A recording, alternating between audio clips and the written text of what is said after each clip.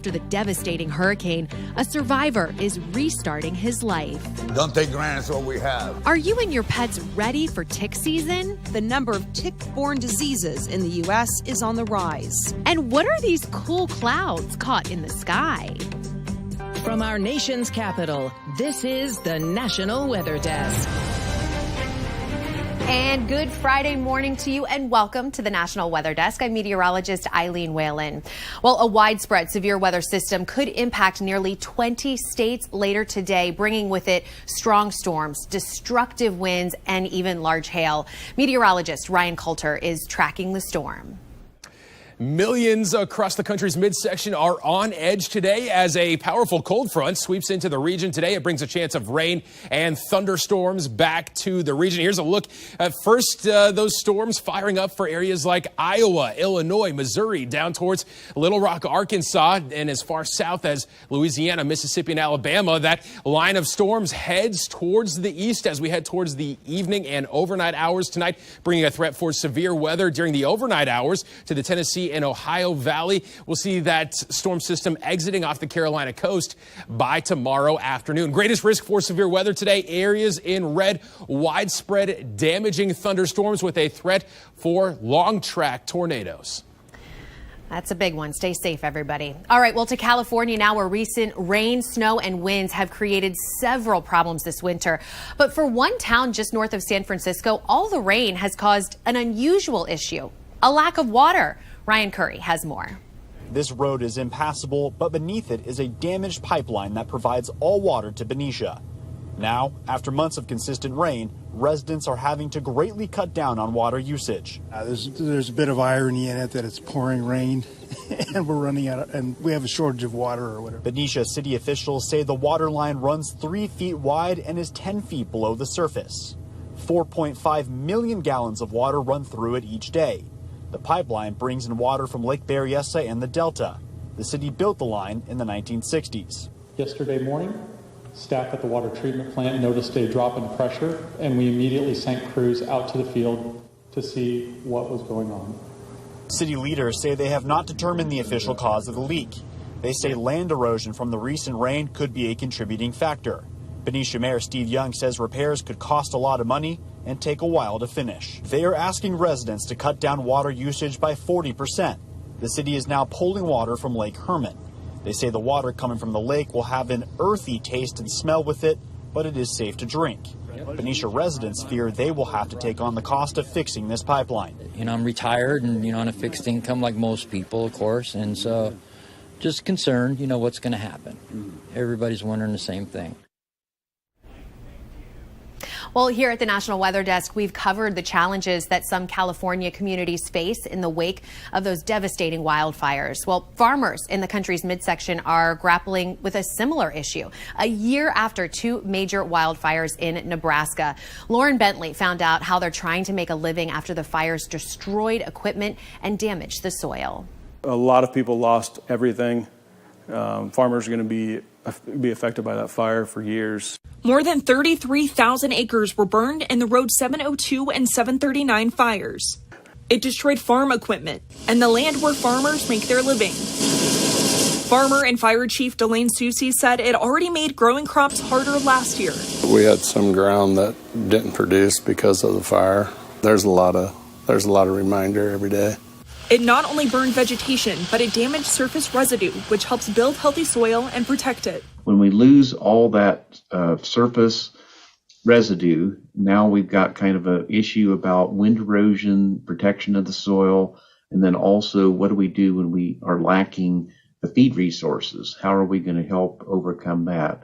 Experts say it can take years for the ground to recover. The residue that they lost in their fields is substantial. I know a lot of them tried planting over that last year, and the crops just weren't, even pickable or cuttable for what they planted. Just trying to get the residue back in the ground for them, it's probably going to take 5 to probably 8 years. But there are ways farmers can add nutrients to their ground, like adding manure and planting later than normal. However, time will tell when the land is ready to produce again. Patience is the key. Well, now to some news from NASA, who says they are studying an intensely powerful class of explosion that happened last fall. It's being called the, quote, BOAT, which means brightest of all time. Now, the space agency announced the gamma ray burst was clocked last October. They believe this one was so rare, it only happens every 10,000 years. Now, scientists say it blinded most of the gamma ray instruments in space. It triggered numerous detectors around the world and even on Voyager 1 in interstellar space. Well, it has been 6 months since Hurricane Ian made landfall on Florida's Fort Myers Beach. One man survived the brutal storm inside his refrigerator. Gage Golding has his story. I almost left my life there. It's just scary. It's a thought that keeps George Andred up at night. I still get some nightmares. Hurricane Ian releasing hellish conditions on his home, forcing seawater in through the second story and giving George no other option. That's the only thing I have near me. I say, this thing might float, so I guess I got to get into it. It's only appropriate that a refrigerator would end up saving this sous chef's life, and it was the most important thing in his home that day. Hey, and it worked out for me, so I'm glad it did. Speaking of that home, this is what it looks like now. It's gone, along with every single one of George's belongings. All that's left here is sand. A few weeks ago, they demoed the whole thing out. Actually, it feels better when I go by there. It was like nightmare. In the months that have passed, George is slowly getting back on his feet. He's back to work at the new Fresh Catch Bistro. Bit of bread for dinner. Just like his home, the old restaurant was destroyed by Ian. While things are getting better, normal or even a new normal aren't words he uses. Not really. Not me and myself. Personally, I'm still a little messed up. If I can get my house like I had my own life that I had before, it was awesome, you know, but it was never going to happen. But I hope so. I always have faith. It's that very faith that helped George get to the 6-month mark after the storm. And it's what keeps him pushing forward each and every day. Because as the sun sets, this island is a little bit better than the day before. Don't take granted what we have. You know, what you got, we had. Because you never know when it could be the end of the day, man. Wow, what an incredible story. Well, speaking of hurricanes, in the 1950s, the U.S. National Hurricane Center first developed a formal practice for storm naming. Since then, several names have been retired. Meteorologist Jennifer Collins is in West Palm Beach, Florida, with more about hurricane names and a few that will be retired this year. It's been 4 months since the end of the 2022 hurricane season, and this past week, the World Meteorological Organization's Hurricane Committee met to announce that Fiona and Ian will be retired from the rotating list of Atlantic Basin names because of the death and destruction the two storms caused. Now, Farah and Idris will replace Fiona and Ian in the 2028 season's list. So we'll see familiar names like Alex, Earl, Gaston, Hermine, and Nicole when we reuse this list in 2028. Now, the I letter storm is the most retired letter in all hurricanes. We've had 13 I letter storms. I-named storms that have been retired since 1953. And in total, 96 hurricanes have been retired by this committee since 1953. So Ian will join a list of 12 other hurricanes that have been retired that have the letter I starting the name. And in 2023, this is the list we will use. Hurricane season's only 2 months away. The peak of the season is in September, and we could see familiar names like Arlene, Cindy, Franklin, and Philippe. Well, 2 seals are back in their natural habitat this morning. They were released by the Marine Mammals of Maine on Thursday. A seal named Breaker was rescued on Cape Cod in January. Another one named Titan was also rescued in January, but from a small island off the coast of Maine. Now, the organization says he recovered from a bone fracture in his flipper and is now fully healed and ready for the wild. So cute. Well, coming up on the National Weather Desk, springtime means tick season. We'll have tips on how you can stay safe. Plus, take a look at why the Yellowstone River is being remapped.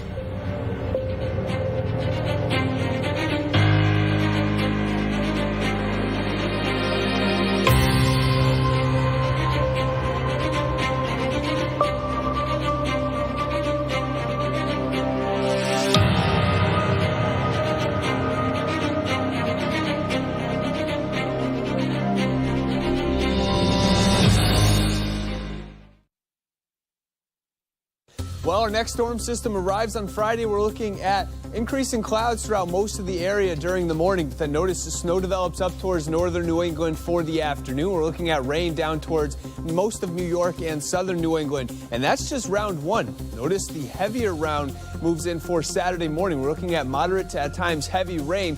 And that could be followed by a period of some rumbles of thunder as we head into later on Saturday. And here we go with temperatures, 40s and 50s on Friday. I'm meteorologist Sean Upton Myers, and here's a look at the Mid-Atlantic region. Starting off chilly with 30s to around 40, some clouds by about 9 a.m. noontime. Clouds continue, temperatures rising through the 50s and 60s. And then the next weather maker fully moves in by about 5 to 7, 8 o'clock at night, and on and off rain for Friday night as well as that next system moves on through. At least it's going to be a warmer day for our Friday, though. Highs well into the 60s to near 70. That's the scene here. I'm meteorologist Vitas Reed. Here's a look at your southeast forecast highs for the day. Looking at 77 degrees in Nashville, 81 in Tupelo, 80 in Birmingham, 90 Tampa. It'll be a hot one down there. Looking at 78 in Charleston. It looks like we'll see sun and clouds through part of the day. Plenty of sunshine in Florida. And we're going to see a little bit of a cluster of some spotty showers across parts of Tennessee. A frontal boundary will start developing across the Mississippi Delta, bringing more shower activity over portions of Memphis and Nashville. But it looks like broken clouds across parts of the southeast.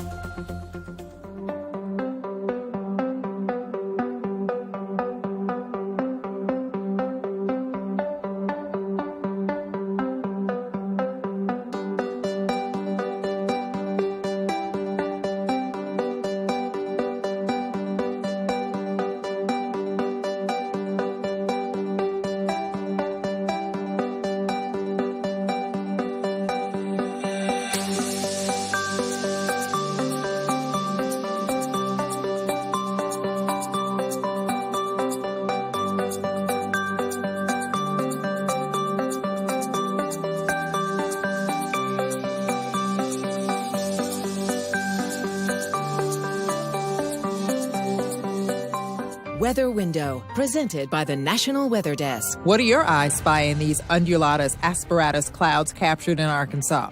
Meteorologist Todd Yacobian says he sees a child resting with its head on its arms. They're also known as asperatus clouds and resemble rippling waves. They were officially accepted as a cloud type by the World Meteorological Organization in 2015. Now to Johnson City, Tennessee, and this landscape peppered with bluebells. Well, as the weather warms up, we naturally like to spend more time outside, but that time outdoors does increase our risk of tick bites. Those bugs can carry dangerous illnesses like Lyme disease. So no matter where you live or plan to travel, doctors tell Holly Menino that everyone should take precautions. As we welcome spring and all that comes with it, we also enter a new season for bugs, and that includes ticks. You find ticks generally in wooded areas. Tick activity differs all across the country, with various species of ticks living in certain areas carrying different diseases. Recent reports from the CDC show that the number of tick-borne diseases in the U.S. is on the rise. Some infections, particularly up in the Northeast and the sort of the central Midwest, things like Lyme disease, or Borrelia burgdorferi, and Babesia are infections that are more common. Doctors say you should still take precautions when outside, and especially if you're traveling to one of the states where tick-borne illness is considered an endemic. The most common places for ticks to land are in places that are exposed. Arms, legs, head and neck, up through the pant legs. Whether you're traveling cross-country or just playing in Washington's mountains, doctors say the key is prevention. Long sleeve clothing, wearing a hat with a brim on it, long pants, preferably tucking your pants into your shoes or your boots. Use an effective insect repellent, even a tick collar for your pet. Some folks use DEET or DEET repellents on their skin, which I think is a really good idea. So any exposed areas, hands, legs, face and neck. That'll also help prevent the ticks from wanting to stay on you. When you're done outside, check yourself and your kids. Don't forget your dog. If you do find a tick and it's attached, grab the tweezers. Be very careful when you're removing a tick because you want it to be removed intact, and that you don't grab it by the body and grab it sort of closer to where it's attached to the skin, and then just pull it straight out. Doctors say if you get sick from a tick bite, get medical attention right away. Well, as we head into April, people start thinking about getting outside and in some cases getting out on the water. But in Texas, some are worried that severe drought might prevent rivergoers from enjoying the summer. Meteorologist Joe DiCarlo is in San Antonio with a look at how the season is starting out. Here in New Braunfels along the Guadalupe River, camping and tubing season has officially begun. So whether you're an adventure seeker or just want to come and chill and relax, we've got it all for you. That they do. You can't beat an afternoon along the scenic rivers. But lower water levels mean the water isn't flowing like in years past. It's quite a bit lower this year. That's because of the ongoing drought in the region. However, Shane Wolf, general manager of Rockin' R River Rides, says that is not stopping the fun. Here's the releases are set, so we really won't see anything lower than what we see now. So, I mean, we're at the bottom of the barrel to an extent, but we still have a great trip. The flows on both the Guadalupe and Comal are at a level in which that both trips are about 3 hours, which again are absolutely ideal. And the lower flow is not stopping activities on the water. Bump a lot more rocks, that's about it. Just got to make it through some of these slots. I mean, it's not hard, just a little bit more difficult for sure. Until the river fills back up, all we can do is just hope for more rain. Hoping for a wet summer for sure. We can hope, but rest assured, the Guadalupe will be flowing. Well, now moving to Montana, where the state university landed a $600,000 grant from NASA. It's to remap the Yellowstone River after last year's historic flooding. But as Jonathan May explains, the research will extend well beyond the Treasure State. The floodwaters in the Yellowstone River flowed at over 50,000 cubic feet per second on June 13th, breaking the previous record of 31,000 set in 1918. The river is now forever altered by what experts call a 500-year flood. Those floods change the channels. You have places where a lot of the riverbank just simply washed away. You have trees in there, and then also the changes that you can't see in the channel underneath the water. Two researchers at Montana State University are looking to help remap the Yellowstone River and find out what's different. The pair will float stretches of the river between Livingston and Yankee Jim Canyon by the start of summer. Their plan is to map the depth of the Yellowstone and measure its velocity in 10 to 15 locations. The data will then be used to calculate stream flows. And from there, we're really able to understand how the river is functioning post-flood. But the work on the Yellowstone River is actually a warm-up for an international project in Chile. MSU researchers will help NASA calibrate a new satellite designed to collect measurements from nearly all of Earth's bodies of water at least once every 21 days. Data from the satellite will be used to monitor drought conditions and improve flood forecasts. And what this satellite and the data that come from the satellite is there's going to be stream flow measurements at a global scale. That's never happened before. We don't have that. Well, efforts continue across the country to reduce greenhouse gases. Some city leaders in one Maine town are proposing a ban on gas-powered lawn equipment in favor of equipment that runs on batteries. Now, it's one of the measures they're trying to take, but some residents say it's not realistic. Asia Reed has more. The city's sustainability director, Julie Rosenbach, says the goal is to move people away from gas-powered equipment with two-stroke engines, like lawnmowers, to leaf blowers and weed whackers. Those are the most polluting, and in fact, the California Air Resources Board equated 1 hour of using a gas-powered leaf blower with the equivalent of driving 1,100 miles in a vehicle. Art Hughes of Chad Little Outdoor Power Equipment says the proposal has some holes in it.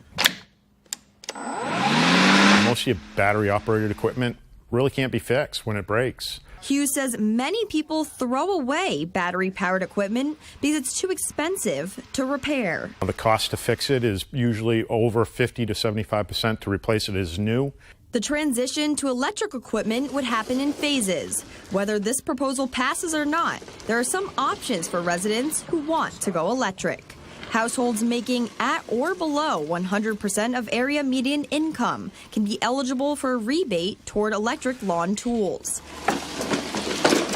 The city is also opening up an electric tools lending library for those who don't want to buy the equipment. Rosenbach says the proposal wouldn't require lawn care businesses to make the switch. Well, now to a strange story in Cape Coral, Florida, where people are dealing with this gross gunk in a residential canal. Now, one resident describes it as stinking like dead fish. She says it looks kind of like floating rocks. The city says it's looking into what it is and how to deal with it. Researchers are recruiting Cape Coral residents to study how toxic algae blooms in local waterways can harm human health, but it's unclear if this gunk is related. And now let's take a ride through the mountains with a group of wild horses.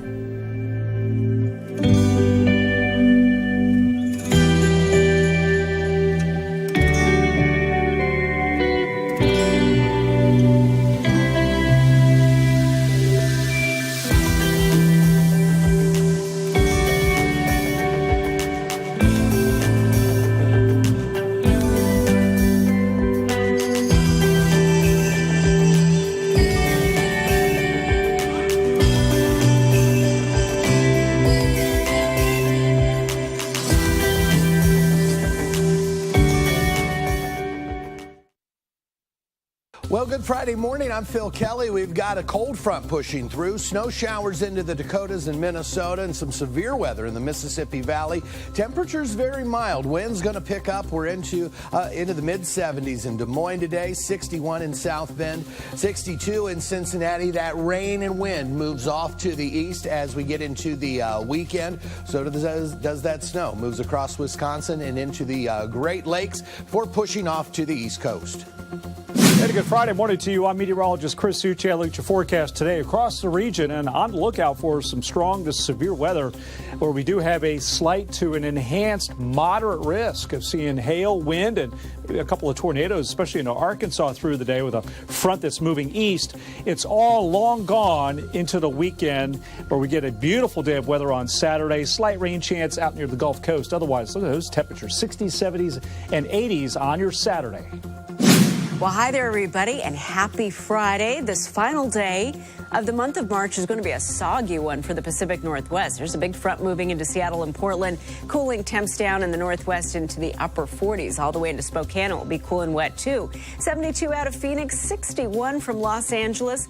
I'll look at the next weather maker again, this big West Coast front moving through the I-5 corridor Friday into Saturday. And that's the scene from here.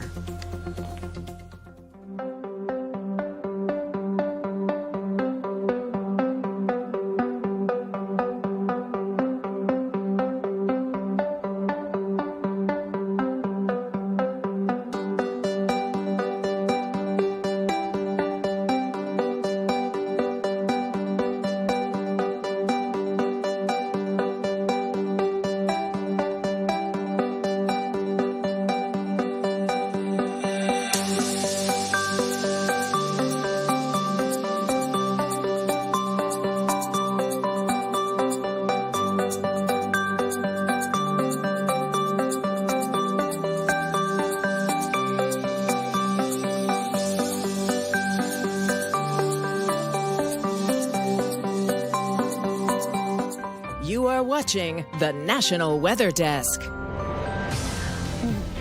Well, today we want to highlight a group that is focused on protecting the Great Lakes, and they're doing it in a unique way. Nicole Long explains. So it started as kind of like a challenge of a lifetime to see if we could cross Lake Michigan, and we saw like this positive, awareness that we were able to do something special for the environment, and we're like, let's try to cross them all. And the trio has been paddleboarding for a purpose for nearly a decade, setting out to raise tens of thousands of dollars for nonprofits supporting the Great Lakes. we kind of show, some issues that are going on with the lake, but also organizations that are fighting to keep them pristine and beautiful. Each trip is different for the group, and they have a different planning process for each lake they travel across. It seems like every lake has its own unique challenge. Michigan was super cold, Huron was super long, lots of just different logistics for Superior, so everything kind of proves to be challenging in its own way. And initially it kind of started as a joke because no matter how much planning we put into this, we always end up having a headwind. So we figured if we paddled there and back, maybe we'll have a tailwind for at least half of it.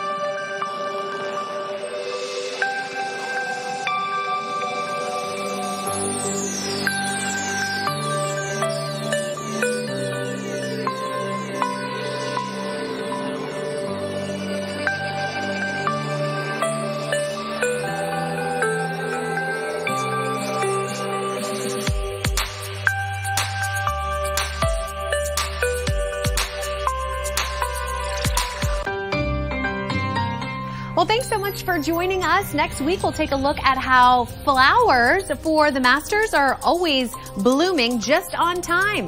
I'm meteorologist Eileen Whalen. Have a great weekend, and we will see you back here on Monday.